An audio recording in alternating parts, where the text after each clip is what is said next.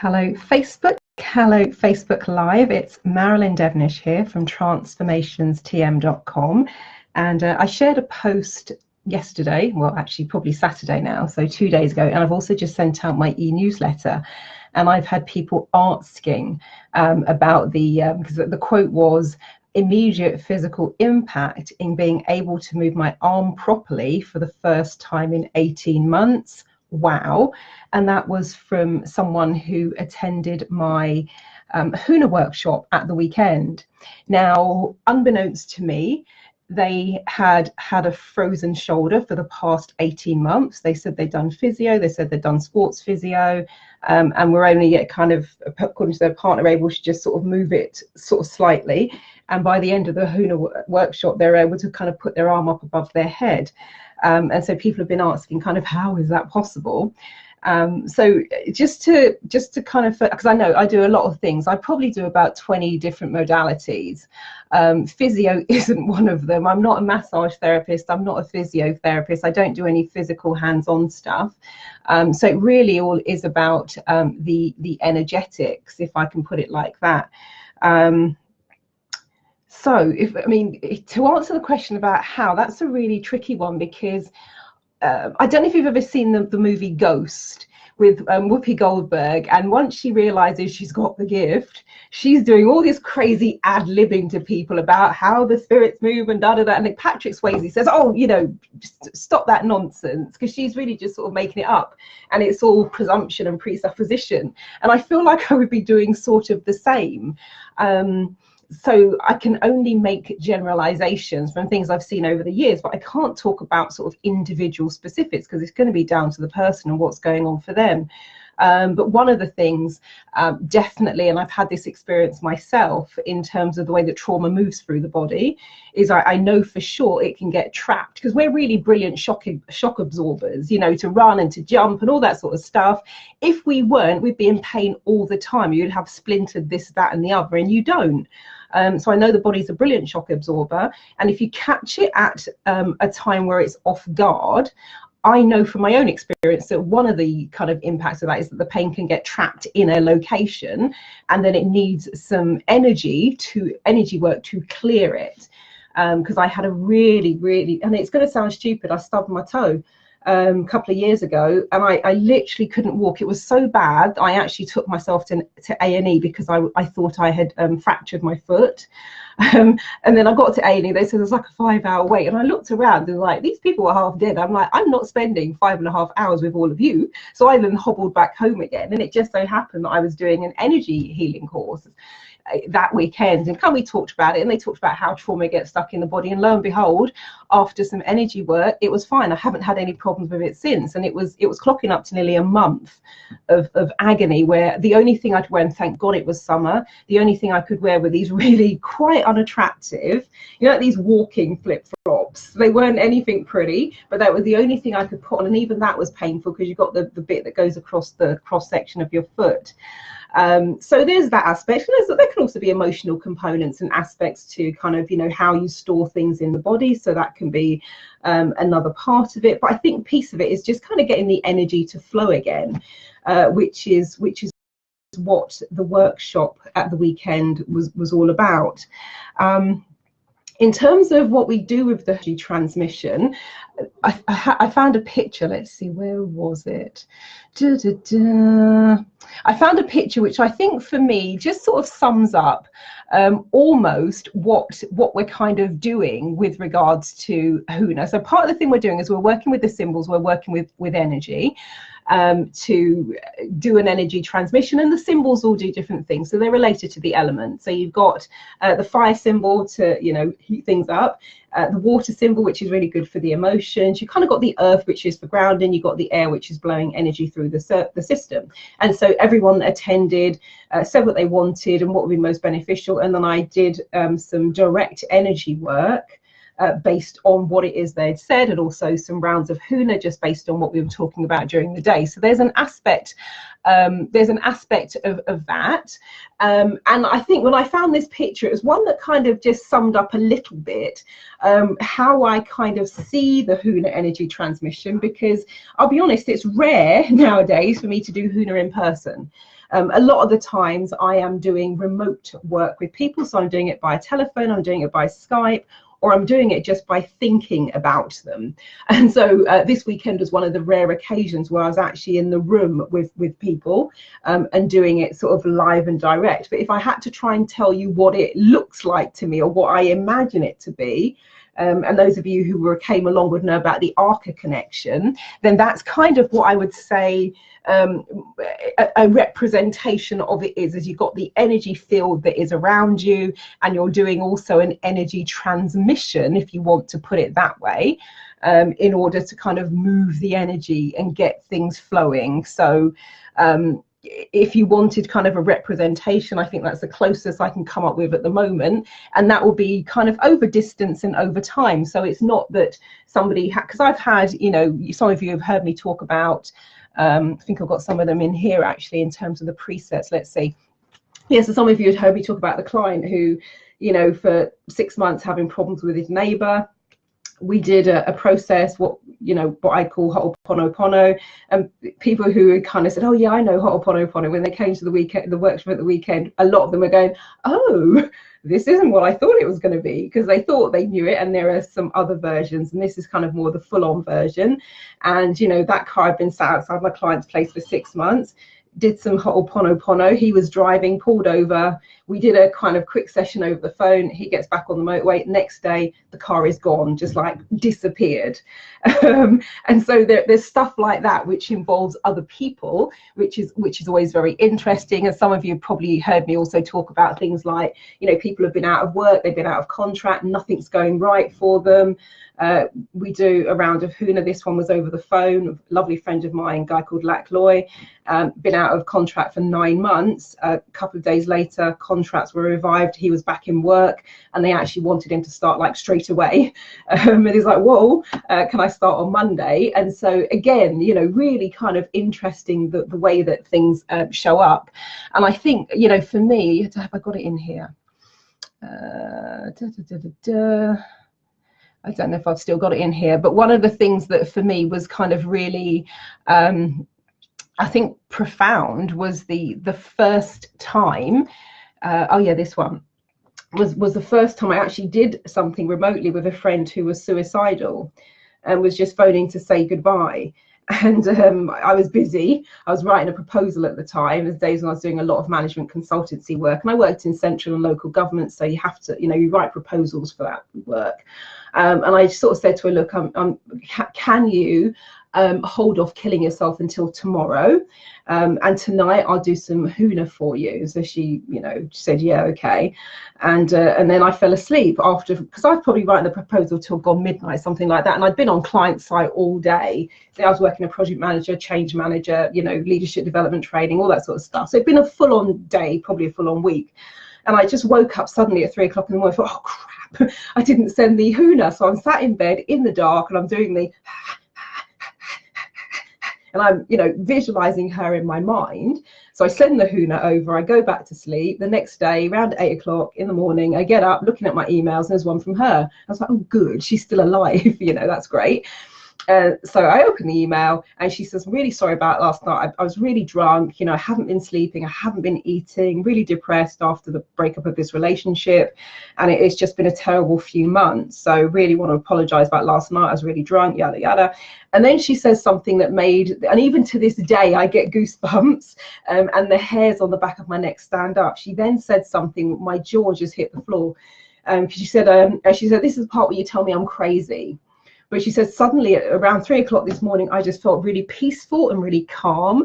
And I had the best night's sleep I've had in months. And that was the exact time I was sending the Hoonah to her. And not only that, what she felt was what I actually sent. And number one, even if you're in the room with me, because many of you may have had a little taster of Hoonah with me if you've attended the photo reading workshop, because I do the bonus belief change session on the Friday night, because it's a really good way to open up people's minds, help them get over the fear and anxiety and just be more open to supercharging the brain and accessing the neurology and getting rid of limiting beliefs, so people often have a little taster of that. But even with that, and even if I told you what the symbols were, you would have no idea. When I'm above your head, and the next one I'm running is in October, and so that time of year, by the time we get to 7 o'clock on a Friday night, it's dark, and I always turn down the lights. I just leave the front 2 lights on, so that people can just close their eyes and relax without any distraction.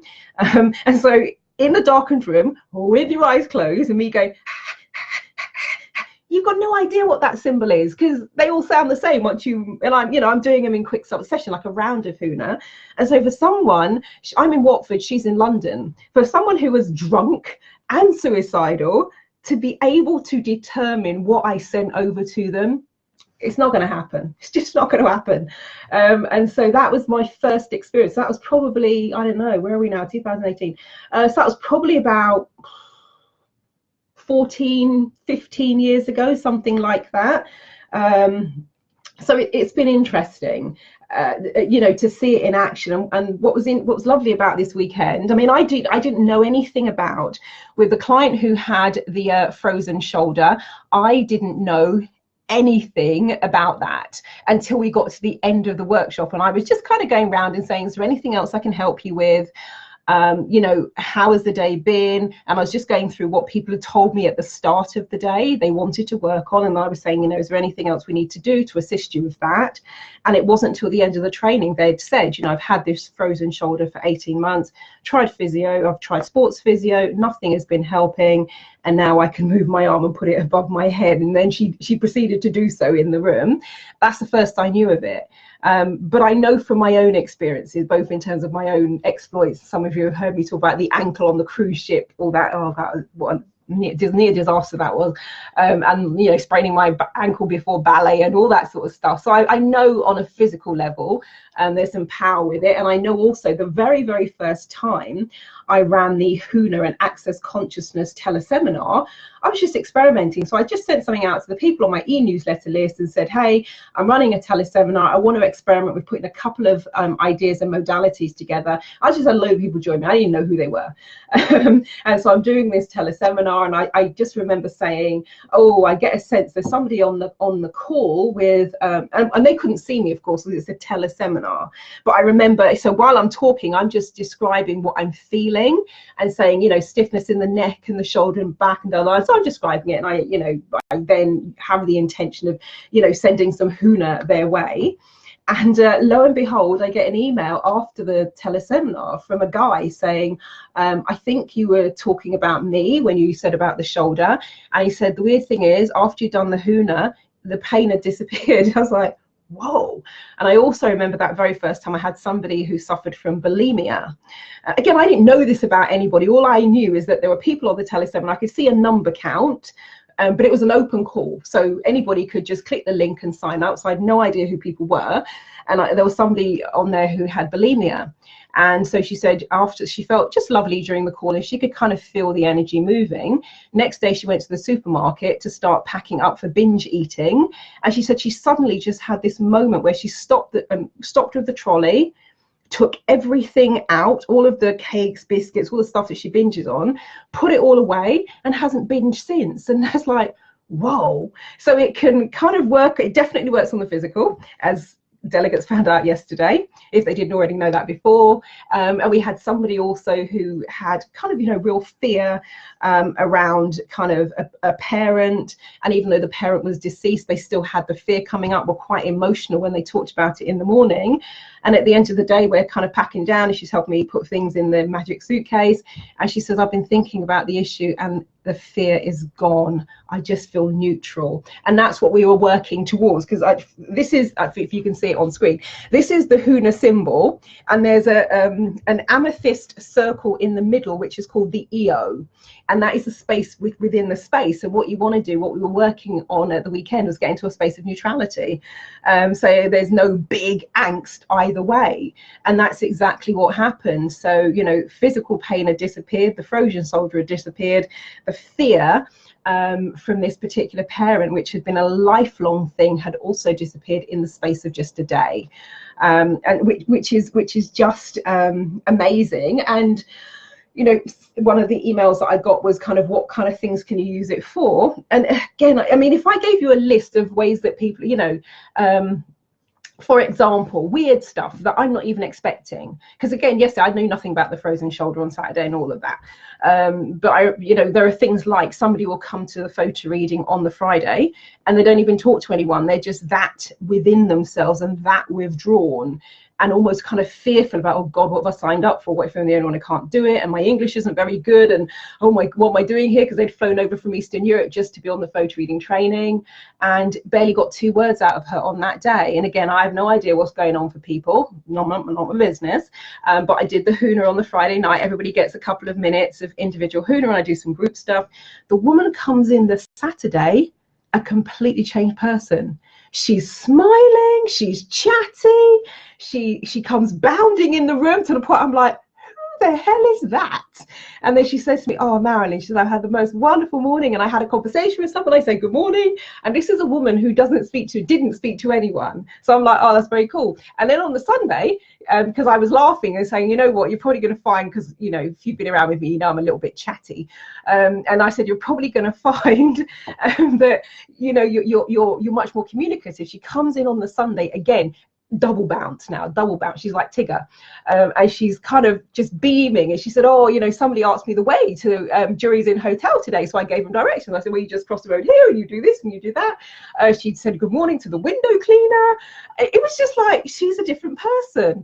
And sometimes people, oh, it's the hype of the day, but then she, next night she flies back home, and she had been previously dreading the journey home, because it was going to be parents pick her up from the airport, and then they had a long drive back home, and she said she just has no conversation, nothing to say to her parents. So it's a very uncomfortable drive, and again, wasn't really looking forward to the flight, because you know, flight, busy, people everywhere, cattle class, you know the score if you've ever traveled cattle class.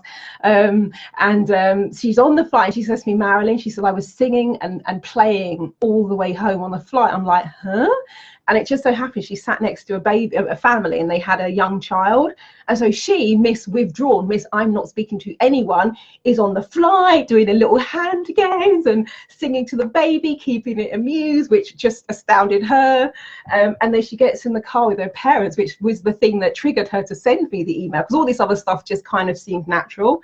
Because it does, because it doesn't seem, you know, me standing there for 2 minutes or 5 minutes going,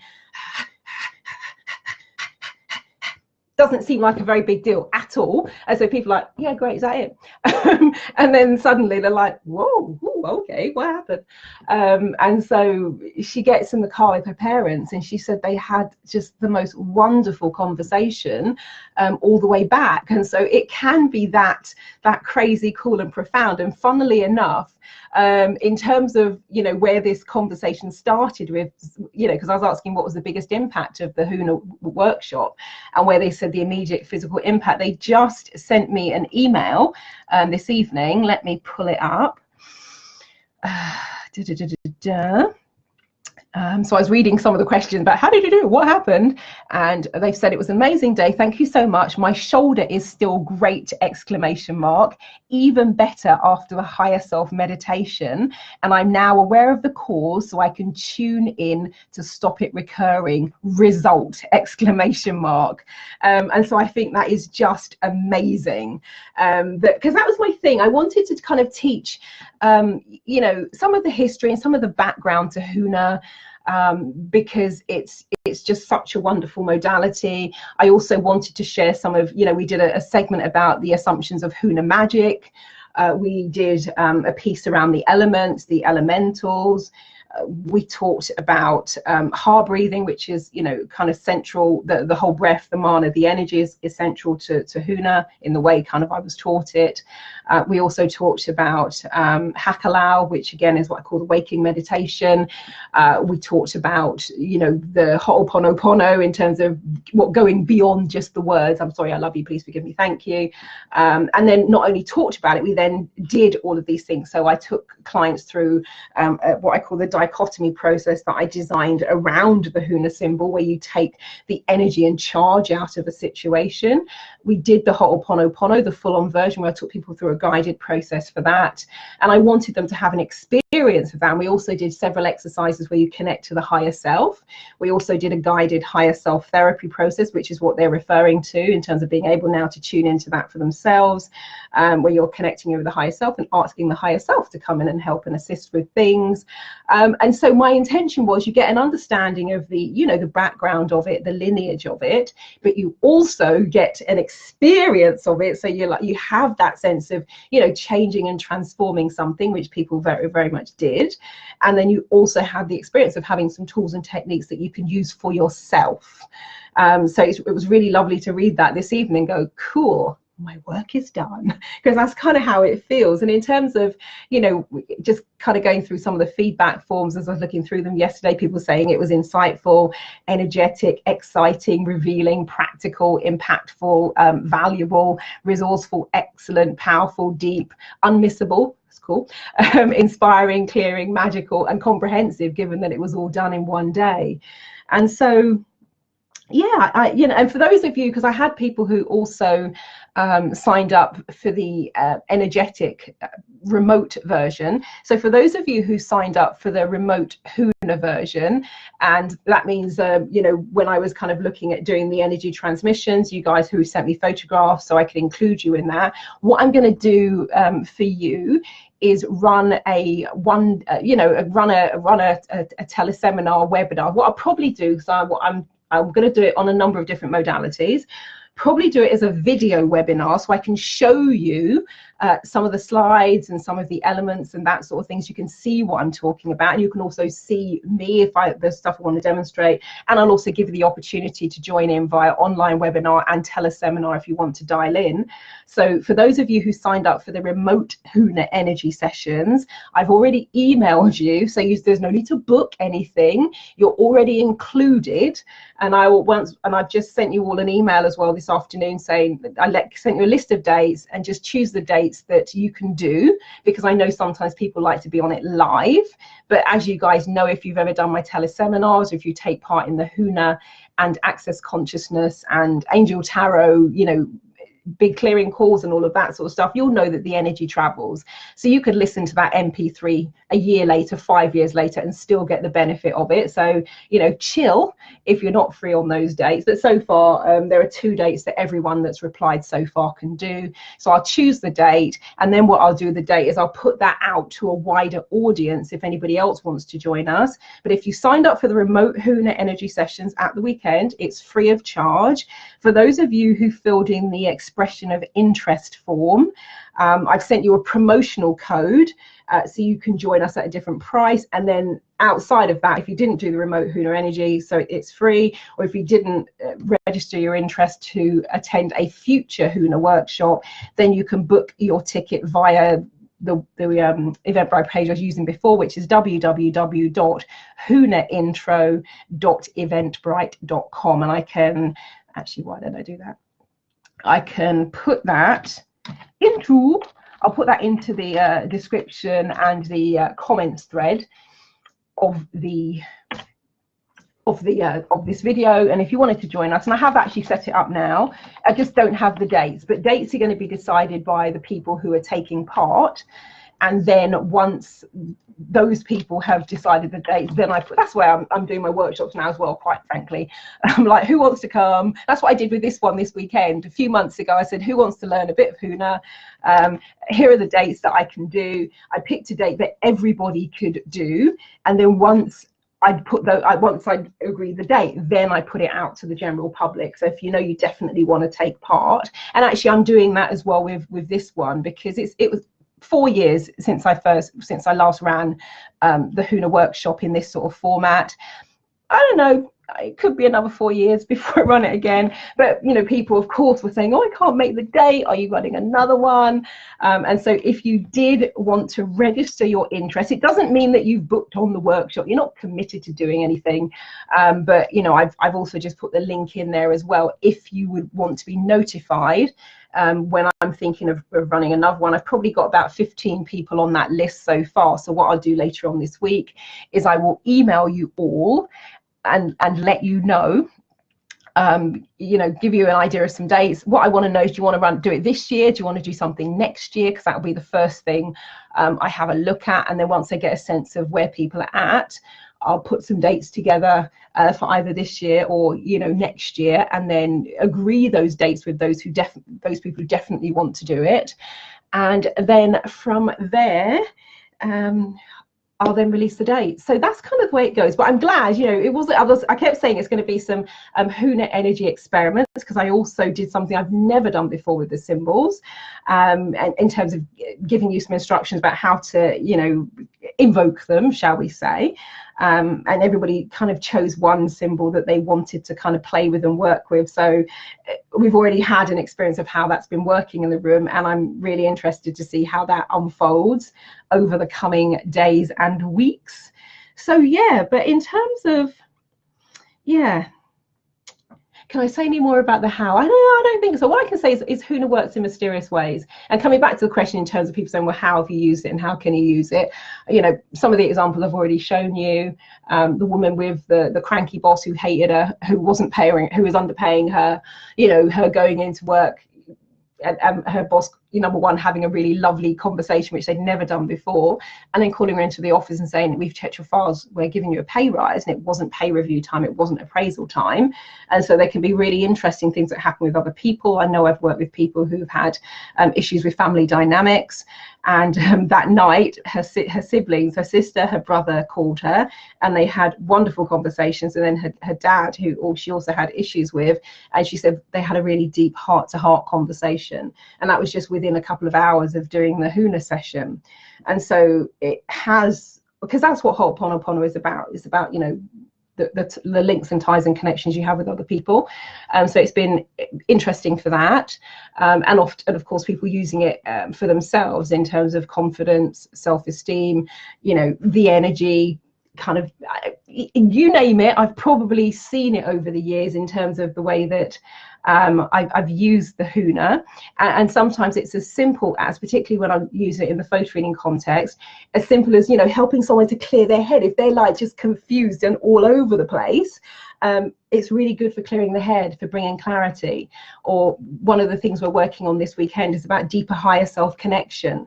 You know, there's a whole thing about kind of opening up the energy of the third eye. There's definitely, you know, we did a lot of that at the weekend about kind of there are symbols to clear the energy circuits, if you want to put it that way. And so, you know, it's like how long is a piece of string? And one of the cool things about it, which is always my intention, is that the energy will work in the way that it needs to.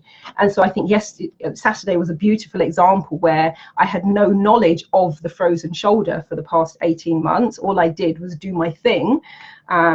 And just as requested, the energy works in the way that it needs to benefit the recipient of that energy, because there'll be times I'll do a group thing and people will experience different things. You know, pain will disappear, confusion will disappear, you know, fear and anxiety will disappear, self-confidence issues will disappear, frozen shoulders. I had the same thing when I did just a couple of minutes of Hoonah. When I ran my Magic and Gratitude workshop, somebody said, oh, I've got a pain on my ankle. That one I did, I looked at the ankle, you know, in terms of at least glancing at it, whereas at the weekend I didn't even know anything about the shoulder. And so I just did a couple of minutes. We had a break. She gets up and walks out of the room, comes back in, stands at the door and says, oh my God. And we're like, what happened? What? And she says, I've just realized, she says, I've been in pain. I can't even remember how long it was, something like a year, two, something like that. She says, I haven't been able to walk properly. I've been in constant pain. For me to get up from the desk and walk to the bathroom, and if you guys have been to the Jury's Inn, you know it's like directly opposite the door. She said that was painful. She said, I've just walked out to the ladies and walked back, and I've just realized as I've walked in, the pain is gone. And that was just after a couple of minutes. It wasn't a Huna workshop, it was something completely different. It's just that Hoonah came up in conversation. And so somebody said, oh, can you do some for me? So it shows up in the most amazing, miraculous, and as I was saying to the group at the weekend, magic is a word that is in the regular Hoonah vocabulary. I look at it, rather than look at the screen, I look at it here. It's a word that's in the regular Hoonah vocabulary, and it does actually seem, when you're from the outside looking in, it does seem like magic, because how can you explain that you've had physio and sports physio on your shoulder and still can't kind of move it above shoulder level, and then suddenly just at the end of a day you can do that? How do you explain that? I'm not sure. And how do you explain letting go of a lifetime's worth of fear in an afternoon and getting to the point where you're not emotional about it and you're just kind of chilled? So yeah, it's an interesting one. Sorry, I'm just going to have a look because I saw it pop up in the corner, but it's probably easier for me to look at it here, so I'm not fiddling about with that. There isn't a next, sorry, the question I'm saying, when is the next one? There isn't a next one per se. I probably might have to, because my form is, I'll run something, get it out of my system, I'm good, I'm done, don't need to run it again now. And that kind of happened with the first one. I just, so many people had asked me about the Hoonah, where can they learn it? And of course, for those of you who have come to the workshop, as I already said, I got a really great deal with the company I did my training with. They put a fantastic deal together for my students. So if you attended this weekend, of course I've told you about it. If you attended previously when I ran it 4 years ago, actually I'll probably drop you guys an email at some point, but if you're watching this and you attended 4 years ago and you want to go out to Hawaii and do the full training, which I highly recommend, it's amazing, then let me know and I'll send you that rate and that deal, because it is freaking amazing. So thanks, David, for that. So yeah, so let me know. So somebody's saying, when is the next one? There isn't a next one per se. What I'm going to do is the same as I did with this one. If I've got enough people that say they definitely want to take part, I'll run it. And if I haven't, and people just go, well, it might be interesting, but I don't really want to do it, I won't. It's kind of simple, because I've just got so many things I want to focus on at the moment and kind of get sorted out and get up and running. That's the way I'm doing it at the moment. If there's enough interest, I will do it. If there's not, it will wait, and then it might wait for another 4 years. But yeah, so the way it's going to work in terms of the date, with the people who have filled out the expression of interest, which means they've just sort of said, I'm interested, let me know when the next one is. I will look at my diary, come up with some dates that I know I could do, send that out to the group, and then they will come back to me and I will pick the date that everyone agrees on. And then from there, that date is the date that goes out into the public. So if you kind of know that you definitely do want to attend, just kind of go to this video and click on the link. I put one in for brand quiz, but you can also do it via the Eventbrite page, www.hoonahintro.eventbrite.com. Hoonah is H-U-N-A and then intro. hoonahintro.eventbrite.com. You can fill out the expression of interest form there, and then I'll just include you in the dialogue about, do you want to do it this year? Do we want to do it next year? Do we want to do it in 2 years' time, 3 years' time, another 4 years' time? So that's the way that you could. So there isn't a next day. I can't give you a next date, but I can give you the opportunity to be part of choosing the next date. So that is that. Actually, let me have a look at the other one while I was here, because I think I glanced that as well. Open.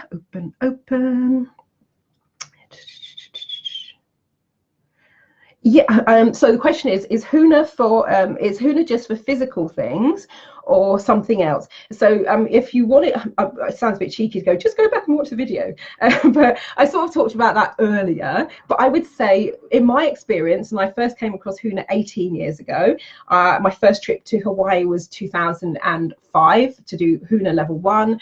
I went back in 2009 and did Hoonah level 2. And so in the past 18 years, my experience has been that it works on the physical, emotional, and spiritual, and I'd go as far as saying even the soul level.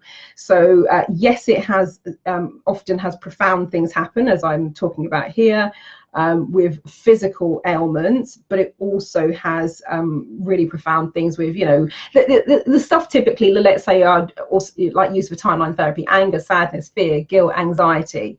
As I already talked about, the suicidal thoughts and feelings, self-esteem, self-worth, being spiritually blocked, not having kind of access to what I'd call your inner wisdom or higher self, whatever you want to call it. So it works on a number of different levels.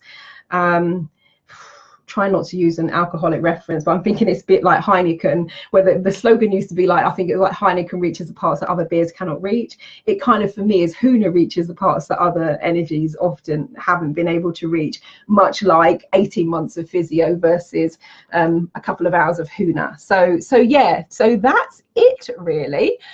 So yeah, I know the question of exactly how, what did I do? Did some Hoonah, and the way it kind of goes when you're using the symbols, you draw the symbols on the breath and you deliver the symbols on the breath if you're doing what I call the bells and whistles version. And if you're not, like when I'm doing a coaching session, a Skype session, a telephone coaching session, or even Facebook Live, or teleseminars, what I'm doing often is the silent version of Hoonah, where you're doing the transmission while you're doing other stuff. So if this was a Hoonah call, while I'm talking to you, I could also be doing the Hoonah energy transmission, because it's not just about me doing it. There are the Hoonah guides as well. So that happens a lot with clients, which is why we'll just be talking as so they think on a session, and then suddenly a couple of minutes later they're like, man, I just feel amazing, what happened? And I'm like, oh really, that's cool, well done. Because there's a silent version, but of course the bells and whistles version is more fun. And so in terms of what I physically did on the day, I was just working around people. I didn't touch anyone. It wasn't a hands-on thing, but I was either standing in front of them or behind them or doing stuff above their head. But basically the long and the short of it was I was doing this.